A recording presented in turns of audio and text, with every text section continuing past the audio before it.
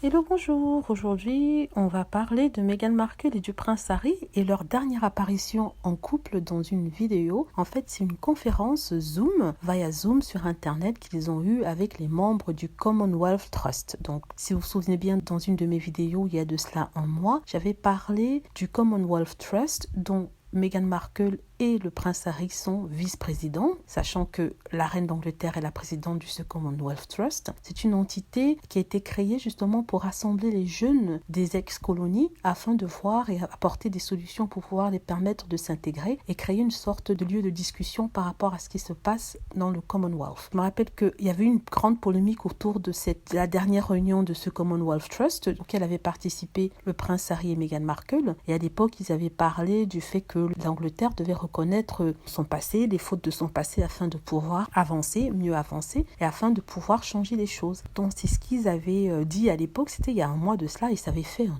tollé, ça avait fait toute une sorte de... C'était horrible et c'est ça que c'était pointé du doigt. Rebelote, cette fois-ci, il y a la même conférence. Ce sont les conférences qui vont se faire de plus en plus avec le prince Harry et Meghan Markle. Et cette fois-ci, ils ont pris d'autres jeunes de ce même Commonwealth ainsi que les directeurs de l'association et d'autres fondations. Donc, cette fois-ci, Meghan Markle et le prince Harry ont parlé de leur action. Ils ont parlé de leurs besoins dans le sens des connaissances. Le prince Harry a dit qu'il a dû s'éduquer par rapport au Commonwealth, par rapport à tout ce qui doit être fait par rapport à son histoire. De même pour Meghan qui a dit qu'en fait elle n'avait aucune notion du Commonwealth, elle ne l'a seulement eu que quand elle est rentrée dans la famille royale. Donc même si elle vivait au Canada qui est un pays du Commonwealth, c'est-à-dire une ancienne colonie, elle ne connaissait pas l'existence de celui-là. Ce n'est que quand elle est devenue vice-présidente aux côtés de son mari qu'elle en fait su ce que c'était le Commonwealth et les problèmes qu'il pouvait faire face. Alors le prince Harry et Meghan ont souligné l'importance de la reine d'Angleterre, le fait qu'elle ait vraiment travaillé à créer ce Commonwealth Trust là et qu'elle ait donné beaucoup de son temps